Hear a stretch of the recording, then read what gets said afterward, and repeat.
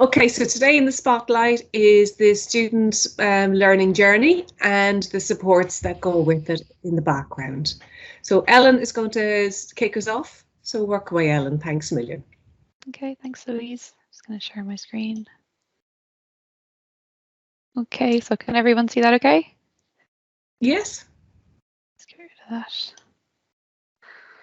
Okay, so I think most of you probably be aware anyway that iNOTE is a joint project with our Connacht Ulster Alliance partners GMIT and Letterkenny IT, and it seeks to provide opportunities to transform the higher education experience in the CUA institutes, or now more specifically the Atlantic Technical University. The specific role of IT Sligo in this process is iNOTE Work Package 3. So that's the development of an online learning support services model. And the initial challenge for this strand of iNOTE was developing a primary framework that would form the basis for the project. So giving a kind of accessible coherence to any supports that would be introduced. And IT Sligo already has a range of supports available to students. But kind of conveying the right information at the right time can be challenging, and sort of making it clear what supports might be used together, might be used at a similar stage, and how they relate to one another is always challenging. So enhancing that visibility and legibility of student supports was really key. And we wanted to take kind of a systematic approach to engaging with stakeholders to fully understand and appreciate the experiences and interactions of services and supports currently available to full-time and online students. So to achieve that, the project team held 3 focus groups, and the sessions were facilitated by each partner institute. And the first one was held on site at IT Sligo in February 2020, but then following the kind of COVID move online, LYIT and GMIT sessions were facilitated through Teams. In all, there were 24 participants, and they included past and current students, employers, lecturers, and regional stakeholders and technical and support staff. And issues in providing a support community for online students were definitely kind of highlighted throughout the focus groups. And things like, while casual interactions could be facilitated, and they should be online, a kind of chance recommendation from a peer or the opportunity to discern a support service just by kind of observing it in its on-campus location is obviously less likely online. And as a result of this, students kind of have to be really motivated to seek out services that are relevant to them. And that's kind of problematic when we consider that a lot of students just mightn't be aware of what is available. And as well as that, they could have a learning issue that's never been assessed, particularly if they're kind of returning to education from after a long period. And a lot of online students would fall into that kind of mature category where that could be the case. So that need to curate our message in relation to supports so that it puts them in the context of the student's own learning journey and is as clear as possible was really prevalent throughout those focus groups. And through them, kind of 3 basic stages of the student experience were identified, where students kind of needed particular types of support and guidance. So just like before you arrive, while you study, and when you move on. So taking into consideration those different stages of the student experience, we developed this interactive graphic. And so that kind of gave a structure to iNOTE Work Package 3, but it's also in itself a usable resource for students. So the graphic offers kind of a broad overview of the support community, how services relate to one another, when they might be most relevant, and is organized in a way that students can kind of see from this view at a glance the types of supports that are available to accommodate their specific requirement and how they might relate to one another and when they could be most beneficial.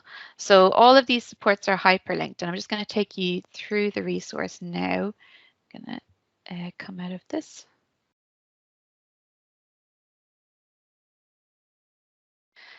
So this is the support journey graphic. So if we come into kind of before you arrive, we have links to all the different resources that would be kind of relevant at this stage when students are kind of thinking about what it's like to be an online student, like what challenges they might face, just choosing a course and what's available.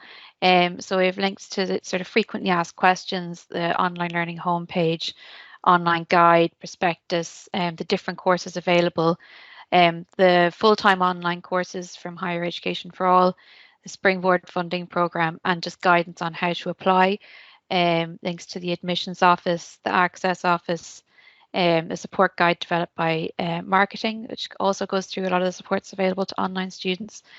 And we also have a lot of pre-entry supports for students for developing their academic skills, the Student Success Programme, guides to technologies that they will use if they decide to go through and become an online student.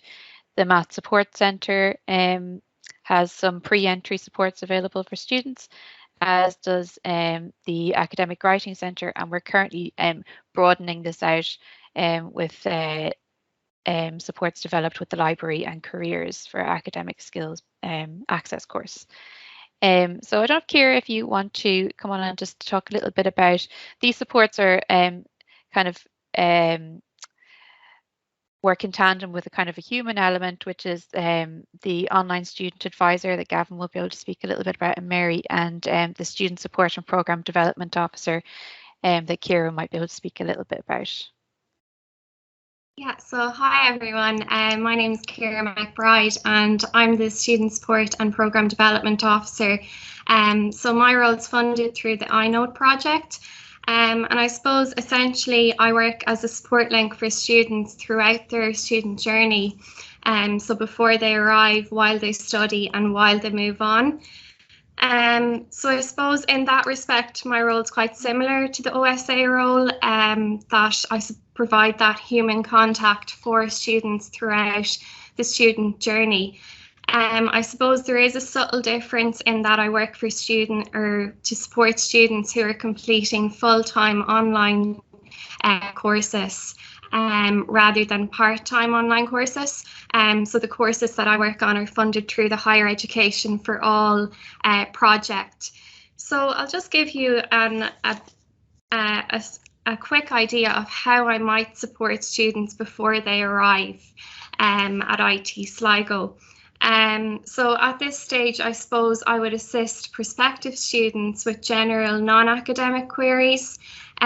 These could be in relation to funding, they could be queries in relation to the course delivery format, queries about the application process, they could be queries about entry requirements for the courses. So often what I would do is I would provide students with a one-to-one virtual meeting to discuss any queries or concerns that they have at this stage. So sometimes students are returning to education after quite a long time. So we have a lot of mature students, and these students would require reassurance, I suppose, about their competence to complete the course, about their competence to use digital technology, and just, I suppose, by providing reassurance about the supports that are available to them as a student at IT Sligo. So at this stage, I'd also coordinate recognition of prior learning queries and student transfers from other programs into our full-time online programs.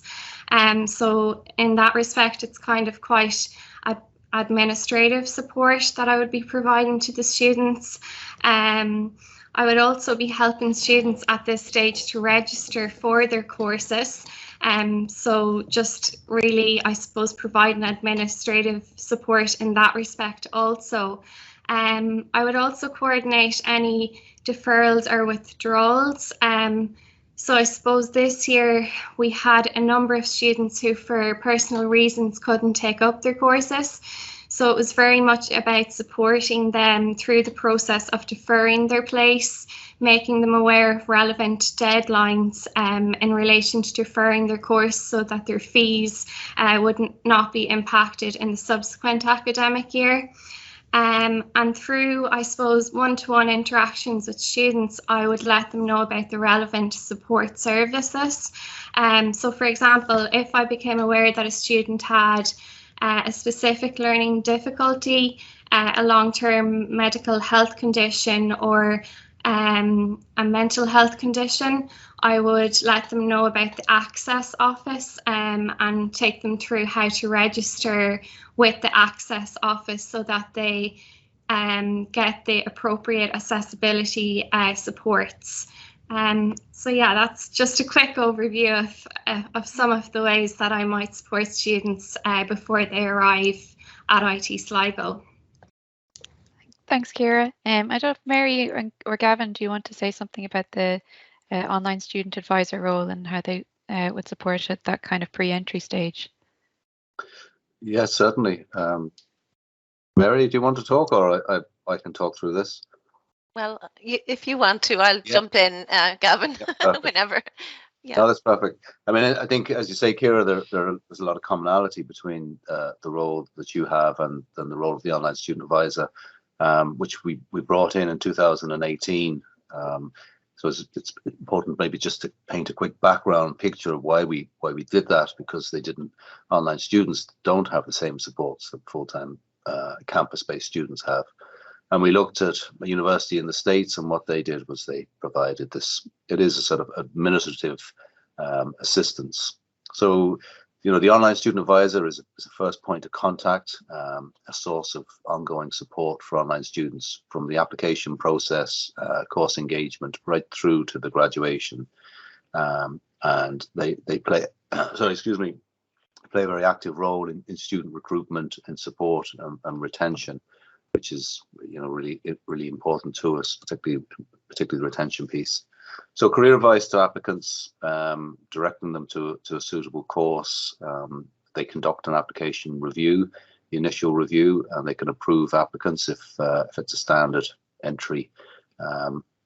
If it's a little bit more complicated and it requires RPL, they can support the student through that process and then liaise with the assessor and the course lecturers.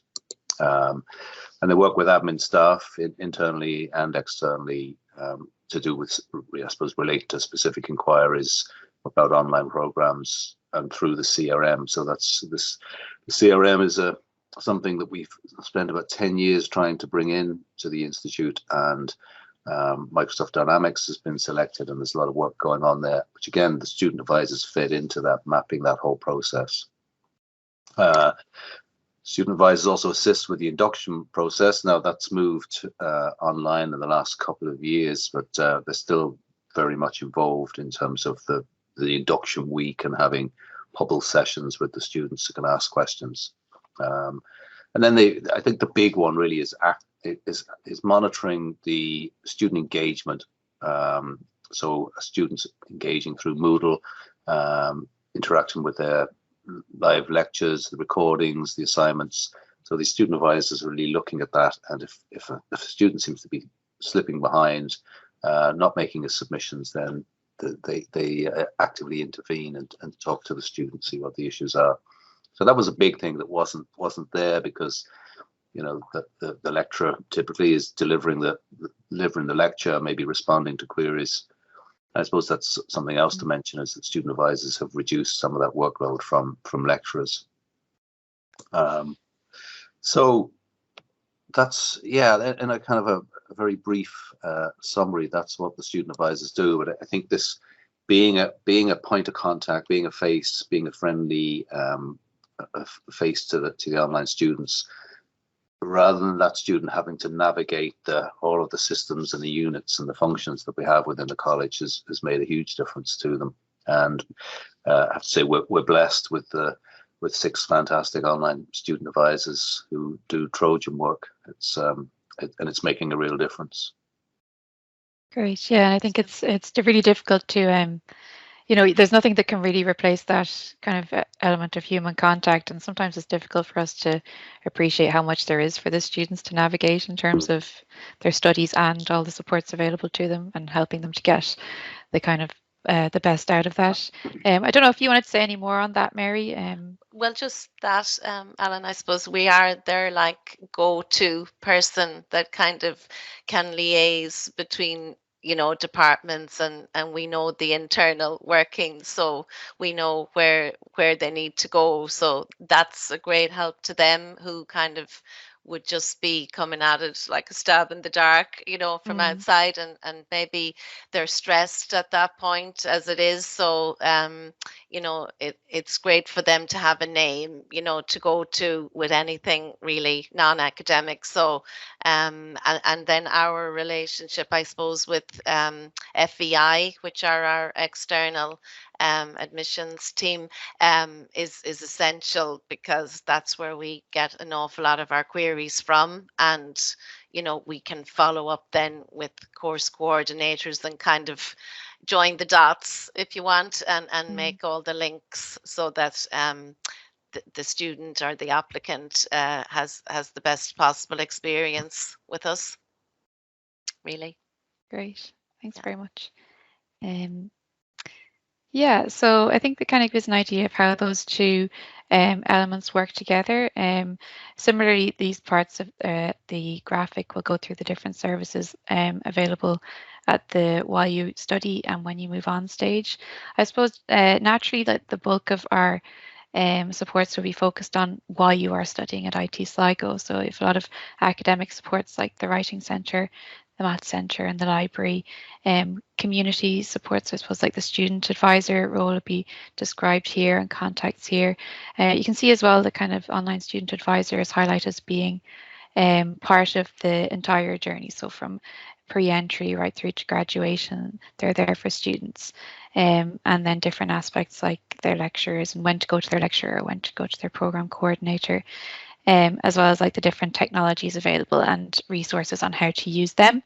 And we've also brought in a number of wellbeing supports through iNOTE, like Silver Cloud and Being Well, Living Well, our online learning or wellbeing supports, and as well as links to like the counselling service and Healthy Campus Consent and Speak Out program and the Green Campus Initiative. An area that we've definitely identified as one for further development is when you move on. We've done some work in this area, but I think there's definitely room for more.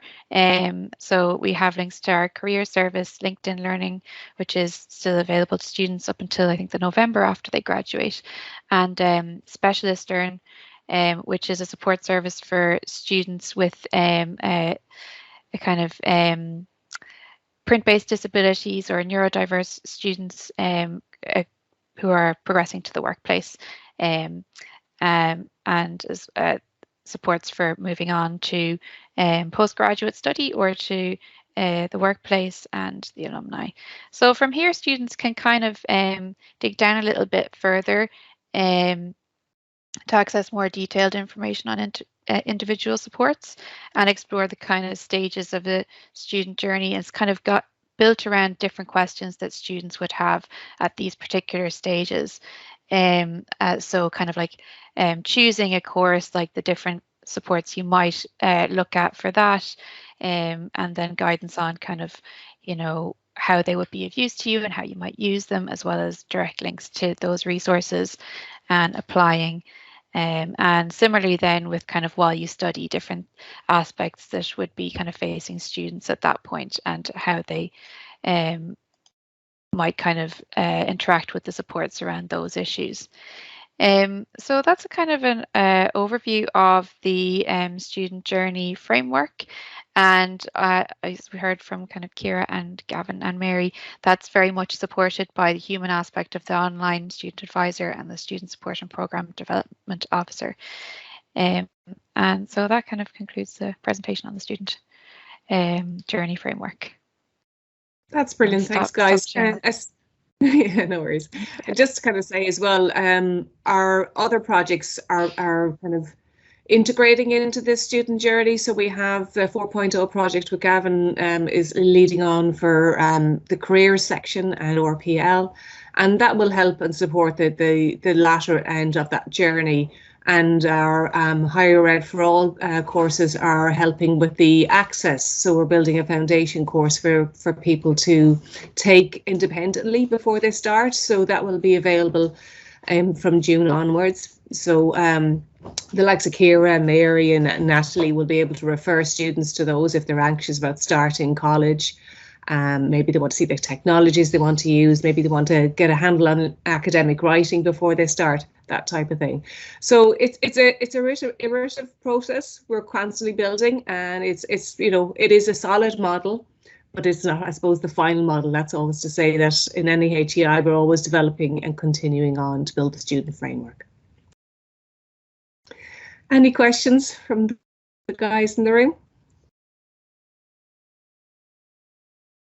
Is it currently? I don't have a question, Louise, but I do think that interactive visual that you've developed there, Ellen, is brilliant. Like, there's so much information and so many links. You know, you have it in Moodle, it's an overload visually, but I think the way that you can that it's broken into those 3 sections, before, during, and after, and those links, I really like that. It's great.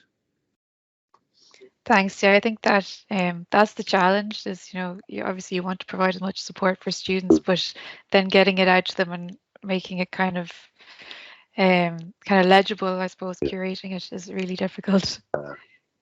It's excellent, Ellen. Yeah, it's so visually helpful. Yeah. Will we have access to that to send to applicants, Ellen?